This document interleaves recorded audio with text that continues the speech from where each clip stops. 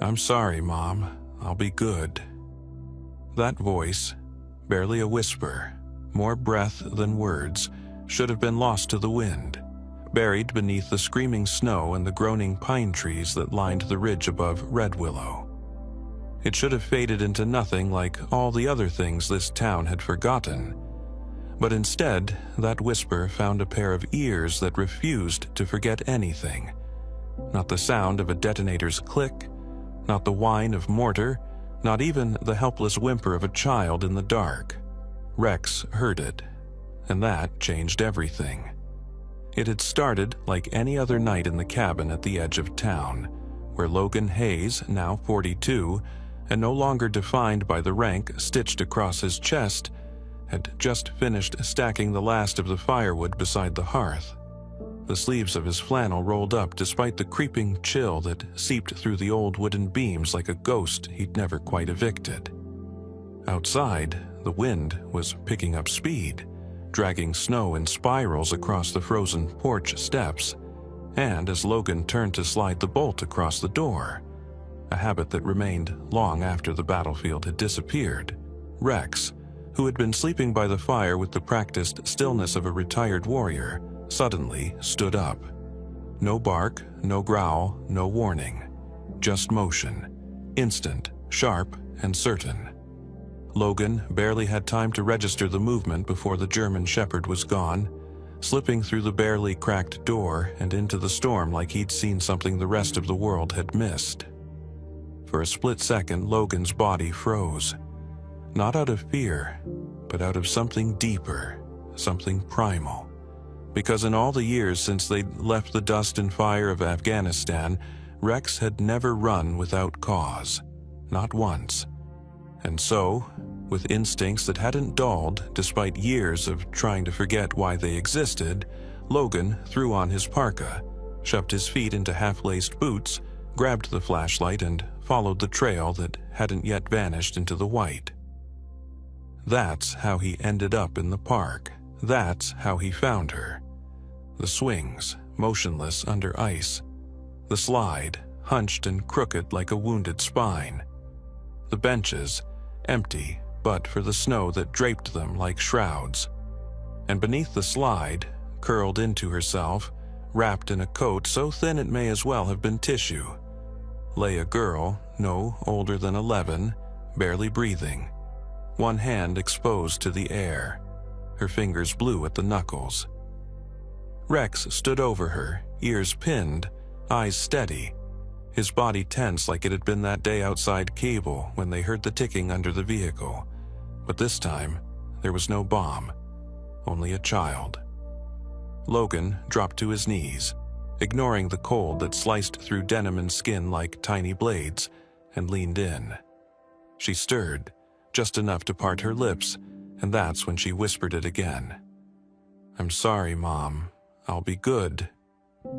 The words struck deeper than the cold ever could. He didn't wait to think. Scooping her into his arms, shocked at how little she weighed, he wrapped his coat tighter around both of them, turned and ran. Rex flanked him without command, like the mission had been declared and the plan was already in motion.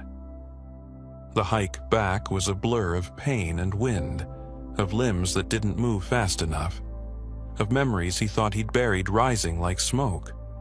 The sound of gunfire, the smell of blood and dust, the weight of a wounded friend. Those were memories he carried every day. But now, as he stumbled back toward the cabin, this memory was being written in real time, and it carried a different kind of weight entirely. By the time they reached the porch, Logan's shoulder was screaming, and his breath came in gasps that burned. But inside the cabin, warmth waited. So did light. He laid the girl, still unconscious, on the rug near the fire, stripped off the soaked layers, wrapped her in flannel blankets, and placed warm compresses at her sides. His fingers, once used to patching wounds under mortar fire, now trembled as they checked her pulse, counted her breaths, and whispered words meant to ground her to life.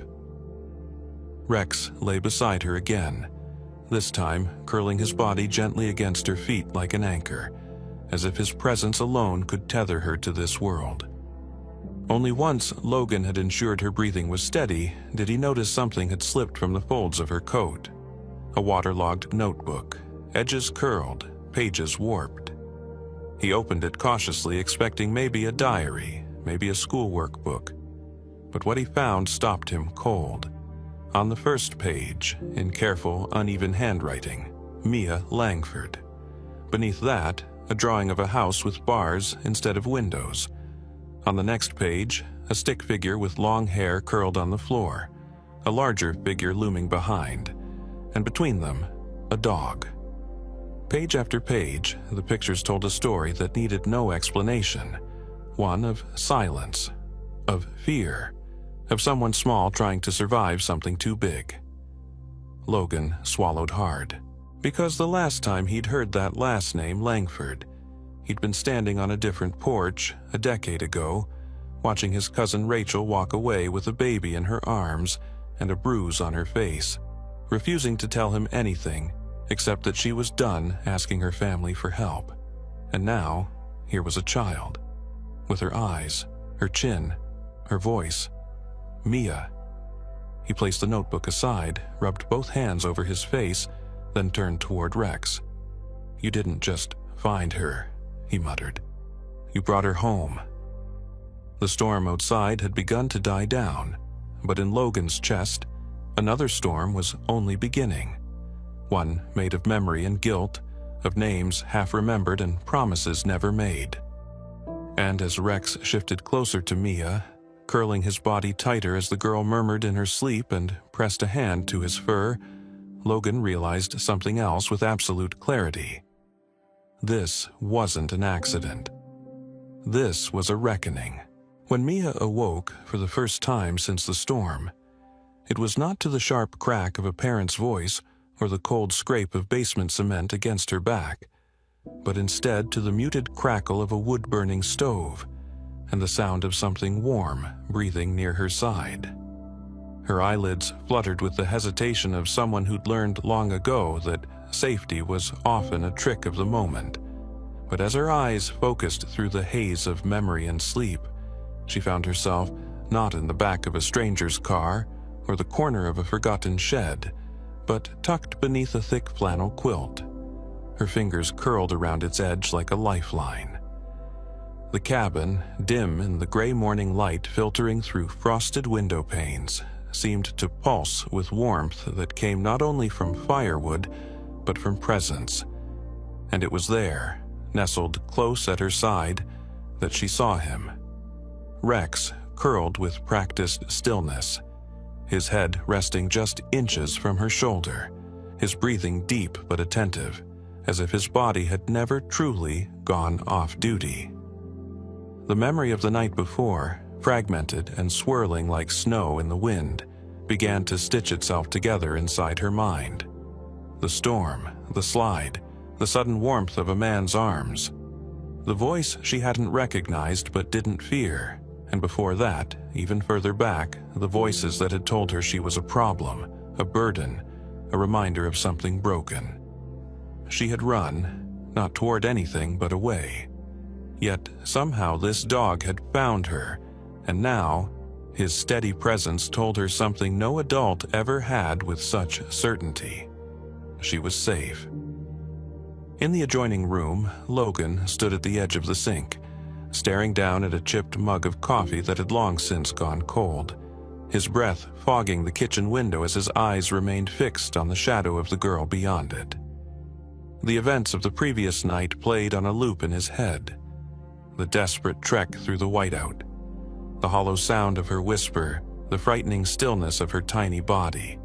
He'd barely slept, not because the nightmares returned, but because for the first time in months, something real and immediate had taken root inside the quiet, the need to keep someone else alive. The knock at the door startled them both. Rex stood immediately, his body tense but silent, moving to the entryway with the focus of a sentry. Logan followed, pulling the heavy door open to reveal a woman wrapped in a long canvas coat. Snow dusted across her shoulders, auburn hair peeking from beneath a beanie. Aaron McConnell, deputy sheriff of Red Willow, had the kind of gaze that could sort truth from fiction without asking a question, and the moment she stepped inside, her eyes swept over the cabin like she was reading a scene. "Heard you had a long night," she said softly, brushing the snow from her sleeves. "You could say that," Logan replied, his voice low but steady. As Mia stirred, Logan motioned toward the back room, where she now sat upright on the couch, blanket still wrapped around her shoulders. Erin followed his gaze, her expression shifting as she took in the girl's pale features, the notebook in her lap, and the way Rex had laid back down beside her like a living wall. "She say anything?" "Only a name. Mia, and something about her mom," Logan said, rubbing the back of his neck. "But that notebook, it has sketches, names, and a photo. I recognized the woman in it." He reached for the worn booklet on the coffee table, flipping it open to the picture that had kept him awake all night. Erin studied the image. A younger woman, sharp cheekbones, wild dark hair, holding a baby swaddled in an old hospital blanket. "That's Rachel," Erin murmured. "Rachel Langford. My cousin," Logan confirmed, his voice thick with the weight of a decade's worth of silence. Rachel had vanished from the family like a gust of wind, sweeping away trust and leaving behind nothing but whispers. The last Logan had heard, she'd left town pregnant, unwilling to raise her child under the eyes of a family that saw her as a stain. And now, all these years later, her child had stumbled back through a snowstorm, led by the only living thing left who still remembered. "Rachel passed," Erin said after a long moment. "Last year, pneumonia, no insurance, no help. Her file said she was living in a trailer east of Junction Falls. Social services placed Mia with a relative, her Uncle Bruce." "Bruce Langford," Logan repeated, as if the name tasted like rust. "And his new wife, Denise. They live just outside town, got a nice house, nice car, but I've had a few calls from that address over the past year. Noise, complaints, welfare checks, nothing ever stuck." Logan glanced at Rex, who had risen again, ears twitching. Something about that name, Bruce, made the dog visibly uncomfortable. His body shifted, tense and alert, like he recognized a scent from a battlefield. Logan crouched beside him, running a hand along his thick fur and murmured, "You remember, don't you, buddy?" There was no bark, no growl, but Logan didn't need one. "I want to know what happened in that house," Logan said, standing up again. "Not just for her, for Rachel. She sent her here for a reason." Erin nodded slowly, already reaching for her tablet. "I'll reopen the file. Maybe this time, someone will listen." Back on the couch, Mia watched the two adults through the thin veil of her hair, eyes wary but no longer empty. Her hand rested on Rex's shoulder now, fingers flexing slowly, like she was learning the shape of safety again. And outside, the storm that had brought her here was beginning to lift, revealing a world still harsh, still cold, but for the first time in her memory, not entirely alone. It began with a single paw print, pressed deep into the slush outside Logan's cabin, sharper than the others, more deliberate, as if Rex hadn't just wandered into the cold night like some restless old dog, but had chosen a path he already knew by heart. Logan had noticed the prints just after sunrise, right as he stepped out to stack more wood near the porch. And something in the alignment, the straightness, the unwavering direction, gripped his gut with an unsettling tightness that only worsened when he looked back at the door and realized Rex hadn't returned. Mia was still asleep, curled up on the old corduroy couch with a blanket draped over her like a second skin, one hand loosely clutching her water-stained notebook, the other resting lightly against the thick fur of Rex's usual resting spot. Only now that spot was empty. The fire crackled low in the hearth, throwing orange ribbons across the floor. But without Rex lying there, the place felt colder, hollower, like something sacred had stepped outside without permission. Logan didn't panic, not immediately, because Rex had always been reliable, even when the world wasn't. But the dog hadn't done this before, not since Mia arrived. Not since that blizzard-bound night where a whisper in the dark had pulled them all together into something they still hadn't found a name for. Now, with a growing sense of dread climbing his spine like a frost he couldn't shake, Logan pulled on his jacket, grabbed his GPS tracker, and slipped outside. The collar cam had been an afterthought at first, just a leftover from his old security days, something he clipped onto Rex as a failsafe in case the old boy got turned around in the woods. But when he synced the footage to his laptop and fast-forwarded through the snow-smeared blur of tree line and hills, what he found hit him harder than he expected. There, in the gray hush of pre-dawn, Rex moved with quiet urgency, not sniffing for animals or chasing ghost scents, but heading toward a specific structure, a weather-worn cabin tucked deep in the East Woods near Hollow Bend Road. Logan knew that house. It had once belonged to Rachel, Mia's mother. He remembered helping Rachel move into that place after she returned from her stint in the army, postpartum, exhausted, but fiercely proud. The small home had been her defiant stand against a world that never seemed to give her a fair shake. It was supposed to be her fresh start, and for a while, it had been. Until Bruce Langford moved in. Until everything went quiet. Logan rewound the footage and slowed it, frame by frame. He watched Rex approach the property line, ears pinned, body low, every inch of him vibrating with memory. The camera lens shook when Rex paused near the porch, familiar boards groaning under the weight of memory, and stared toward a window that had long been boarded up.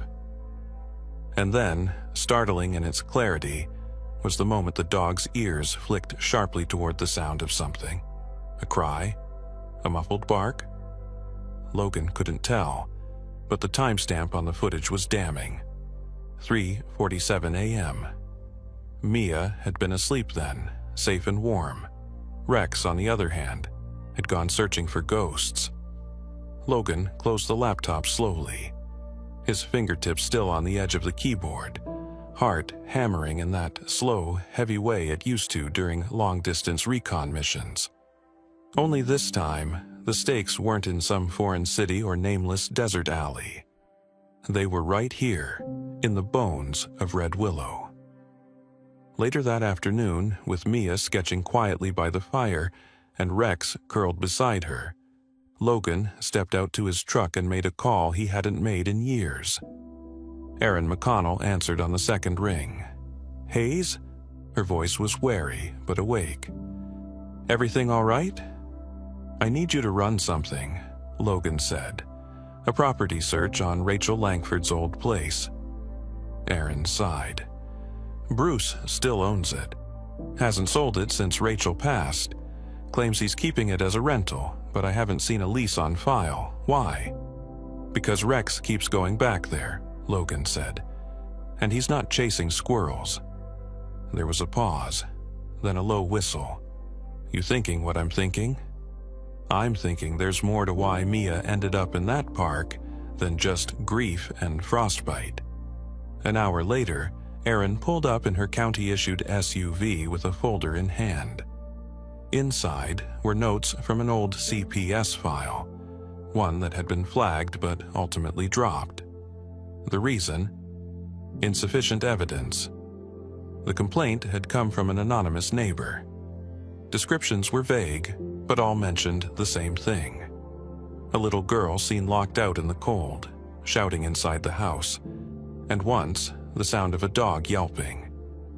"I remember this," Erin said, her eyes flicking over the text.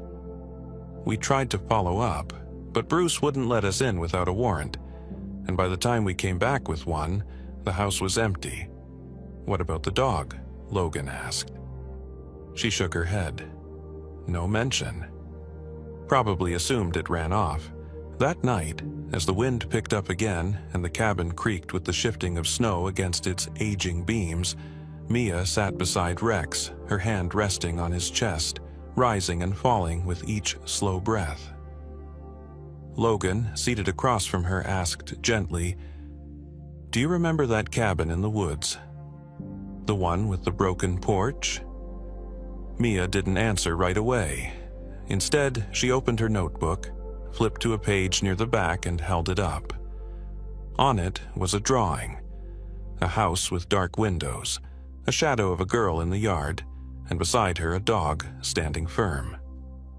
Beneath it, in crooked handwriting, she'd scrawled, "He tried to keep me warm."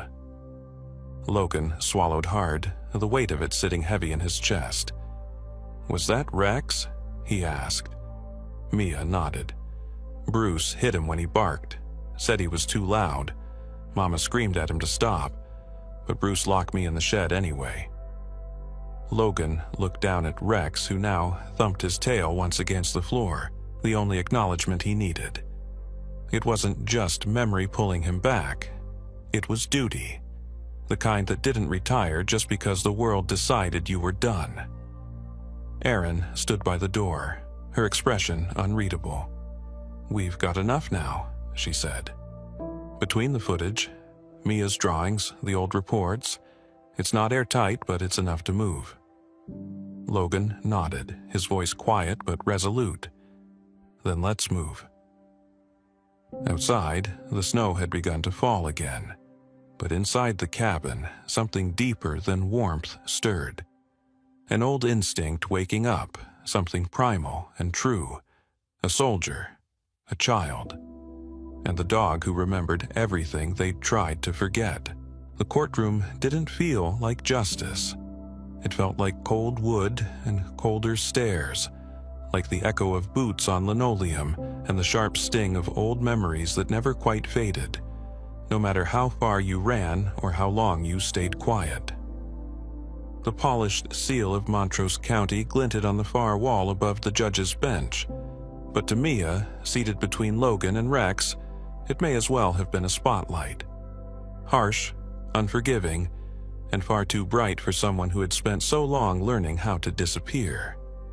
She sat with her fingers woven tight in Rex's fur, her notebook tucked into her lap like a lifeline. Her shoes didn't touch the ground, and yet her shoulders carried the weight of truths too heavy for any 11-year-old to bear. Logan, seated beside her, wore his only pressed shirt, the one he hadn't touched since Grace's funeral. His hair was combed back, his posture stiff with discipline learned long ago in a desert far away, but his jaw was clenched with something deeper than military bearing. It was resolve, forged in guilt, and now sharpened into protection. Judge Evelyn Carrington, silver-haired and sharp-eyed, presided with the kind of stillness that made grown men forget their rehearsed lies. She had been on the bench for nearly 3 decades, known for a fairness that leaned hard on facts but never turned cold to children. Her voice, when she called the hearing to order, rang clear across the wood-paneled room. Not loud, not commanding, but impossible to ignore. This emergency custody hearing, filed under the guardianship petition of one Logan Hayes on behalf of minor Mia Langford, will proceed with testimony and presentation of evidence, she stated. Her fingers laced atop a leather folder. Across the aisle, Bruce Langford adjusted the knot in his tie with nervous fingers, while Denise, arms folded and lips pressed thin, radiated a smugness built on entitlement and careful lies. They sat with their attorney, a local man named Harrelson, known more for real estate contracts than custody battles, but whose expression now carried the grim realization that this was no open and shut defense. The first to speak was Erin McConnell. In her crisp Sheriff's Department uniform, with her hair pulled back and voice unwavering, she laid out what they had gathered in the last 48 hours. Records of repeated calls to the Langford residence from neighbors, all logged but unresolved. inconsistencies in the reports Bruce had filed after Rachel's death, and the now unearthed 911 call that had been mysteriously deleted from dispatch history but recovered from a backup server. "The system failed Mia once," Erin said firmly, her eyes locked on the judge. "It won't again, not under my watch." Bruce's lawyer stood, attempting to paint Mia as troubled, difficult, prone to fabrications, and, most notably, deeply ungrateful for the roof the Langfords had provided. He cited reports from a school counselor, notes vague enough to be twisted, and even attempted to call Sophie Langford, Denise's biological daughter, to testify. But when the small fair-haired girl stood in the witness box, clutching her stuffed rabbit and refusing to look at her mother, her words landed like thunder in the quiet room. "I lied," she whispered. "Mom told me to. She said if we blamed Mia, she'd have to go away." There was no sound but the distant ticking of the courtroom clock and the faint shuffle of movement as Bruce leaned forward, his hands suddenly trembling. Denise stood without being asked, her voice a rising pitch of panic disguised as outrage. "She's a child. She doesn't know what she's saying. She's confused." But the judge didn't flinch.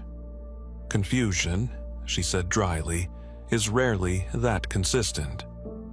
Then, as if orchestrated by something beyond coincidence, Logan gently nudged Rex forward. The German shepherd, stoic and silent, padded across the courtroom floor with deliberate grace and settled at Mia's feet, ears perked, eyes forward, body still. It wasn't rehearsed, it wasn't showmanship, it was presence, an unspoken testimony rooted not in words, but in loyalty earned, in scars remembered, in a bond that no courtroom accusation could break.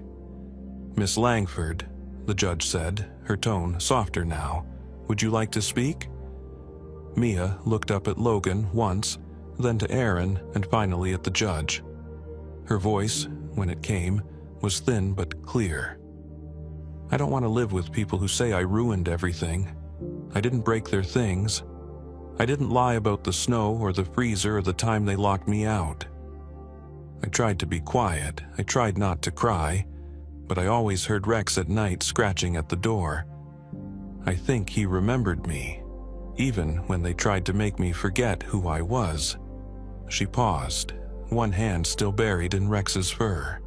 "I don't need toys or cake or birthday balloons. I just want to be where he is. He's the only one who never left." The silence that followed was not heavy. It was sacred. Even Denise, whose eyes darted between the judge and her lawyer, sat unmoving. And Bruce, hunched slightly now, seemed smaller than when the hearing had begun. Judge Carrington leaned forward, fingers steepled, gaze unwavering. "This court recognizes that Mia Langford has endured an environment that, while perhaps not criminal by statute, was certainly lacking in care, compassion, and basic dignity," she said. "I hereby grant temporary guardianship to Mr. Logan Hayes, with all rights and responsibilities therein, pending full review of adoption eligibility. Furthermore, I am ordering a formal investigation into the Langfords' conduct and any obstruction of previous protective reports." The gavel didn't fall loudly, but it struck with the finality of a door closing and another one opening. As people stood to leave, papers rustling and boots echoing on the old tile, Rex remained where he was, unmoved, until Mia gently tugged on his collar. Only then did he rise, walking beside her with the quiet pride of a soldier dismissed only when the job is done. Outside, the snow had stopped. The sky above Montrose shone pale with late afternoon light, soft and gold as forgiveness.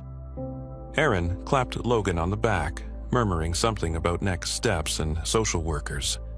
But his eyes were already on Mia, who walked ahead, her hand gripping the leash not like a tether, but like a promise. And as they stepped into the light, the people of Red Willow who had once forgotten Rachel Langford now watched her daughter walk with her head high, and a dog who had never once forgotten his duty by her side. There are places where healing happens quietly, not in hospitals with beeping monitors or sterile corridors, but in cabins where the wood creaks with memory and a fire glows long past midnight, where a girl's laugh first returns not as joy but as surprise. That was the world Mia Grace Hayes came home to. Winter in Red Willow had softened into something gentler by then. The wind still curled through the pine trees with sharp whispers, but the sun began to linger longer on the horizon, as if watching over the small cabin nestled on the edge of the valley. And in that house where grief and silence once reigned, something new had taken root. A rhythm of peace, fragile yet insistent, like green shoots breaking through snow. Rex had aged quickly in the months that followed the court ruling, as if he'd held on just long enough to see Mia safe. His joints stiffened more by the week, and some days his breath came slow, shallow, interrupted by long silences that made Logan rise in the middle of the night to check if he was still there. But no matter how much his body failed, the old shepherd never missed a step beside Mia. He still followed her into the kitchen every morning, still waited by the door until she zipped up her coat, still lifted his head when she whispered secrets into his ear as she had from the very first day. They called it Rex's porch.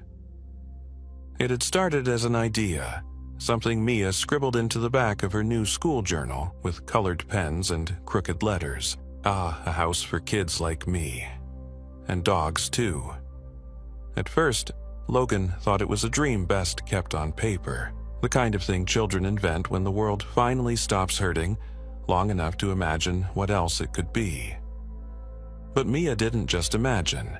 She asked questions, wrote letters, met with Aaron and Judge Carrington, and talked to Sarah Dunley, who offered to bake muffins for every kid who came through the door. The cabin down the hill, once a ranger's outpost, became the foundation. Abandoned for years, its windows broken and floors warped from neglect, it bore the same bruises Mia once did. Forgotten, weathered, but not beyond saving. Logan and Sarah led the charge. Volunteers from town painted walls in soft greens and warm yellows. Local carpenters rebuilt the porch, wide enough now for Rex's favorite spot in the afternoon sun. Bunk beds were donated. Bookshelves arrived from the library. A quilt made of stitched names, each one a child who had come, stayed, and left with more than they arrived, was hung on the front wall. Mia drew the sign herself. It took her days, each letter sketched and erased and traced again until she was sure. It read, Rex's porch, where you're seen, where you're safe. The day it opened, she stood beside Rex, her hand resting on his broad back as a line of kids and parents and social workers trickled through the gates. She wore the navy sweater Judge Carrington had given her, and boots 2 sizes too big that Sarah had stuffed with wool socks. Her hair, now longer, was pulled into a braid that Logan had learned to do after a week of awkward attempts, and Rex, though his legs shook from standing too long, stayed pressed against her side the entire time. No speeches were made, no ribbon was cut. But when the first girl, no older than 9, walked up the porch steps and asked quietly if she could pet the dog, Rex thumped his tail twice, and Mia smiled. It was the beginning of something much bigger than all of them. Weeks passed, then months. Children came and went, some for a night, some for weeks. They arrived with garbage bags of clothes and silence in their eyes, with bruises visible and invisible. And always, they found Rex at the porch, his head lifting slowly now, his eyes still sharp, his presence steady. Mia read aloud every night to the ones who couldn't sleep. She told them stories of snowy cabins, of a dog who heard what no one else did, and of a girl who stopped being invisible the day he found her. Sometimes they cried, sometimes they slept, but always they listened. Rex's decline came like a slow breath. One evening, as dusk fell soft over the pines and the air smelled of earth thawing from winter's grip, Mia found him under the tree behind the cabin, the same one she'd sat beneath on her first day there. He lay, with his head lifted, watching her approach, his breath shallow but calm. She didn't speak at first, just sat down beside him, her legs folded beneath her, and placed her hand on his side. "I remember," she whispered, "the first time I saw you. You looked like a ghost coming through the snow. I thought maybe I was dreaming, but you were real. You were always real." Rex didn't move much, but his eyes blinked once, slow and certain, and his tail brushed the ground. Logan joined them after a while, crouching on Rex's other side. He didn't speak either, just rested a hand on the dog's chest, where the heartbeat was faint but still there. "I used to think soldiers were the bravest thing in the world," Mia murmured. "But now I think it's dogs. They know pain, but they don't run from it. They stay." The sun dipped lower, painting the world in gold. The wind carried the smell of pine and dust and something older, memory maybe. That night, Rex passed quietly in his sleep, curled in his favorite spot on the porch beside the door, as if he had simply decided his job was done. Logan buried him beneath the tree where Mia had found him, wrapped in the old wool blanket Rachel had once used for road trips. The town turned out for the memorial. Aaron brought a flag. Sarah brought cookies. Judge Carrington read a line from The Call of the Wild that made more than a few people cry. Mia laid a drawing on the grave, her and Rex standing in the snow, the words written in bold pencil beneath it. "You heard me when no one else did." Spring arrived in Red Willow with bright skies and mud-slick roads. The shelter stayed open, the children kept coming, and Mia kept reading, kept painting, kept healing. Logan planted flowers beneath Rex's tree, sunflowers, Mia's favorite. Every morning she'd water them and whisper something into the wind, like maybe Rex was still listening. And maybe he was. Because sometimes the ones who save us don't wear uniforms or carry guns. Sometimes they walk on four legs, breathe slow and steady, and never ask for anything in return except the chance to stay close. Sometimes the truest shelter isn't built with wood or nails, but with memory, with love, with the choice to stay when it would be easier to leave. And in a quiet corner of Colorado, in a cabin with chipped paint and smoke curling from the chimney, that kind of shelter lived on.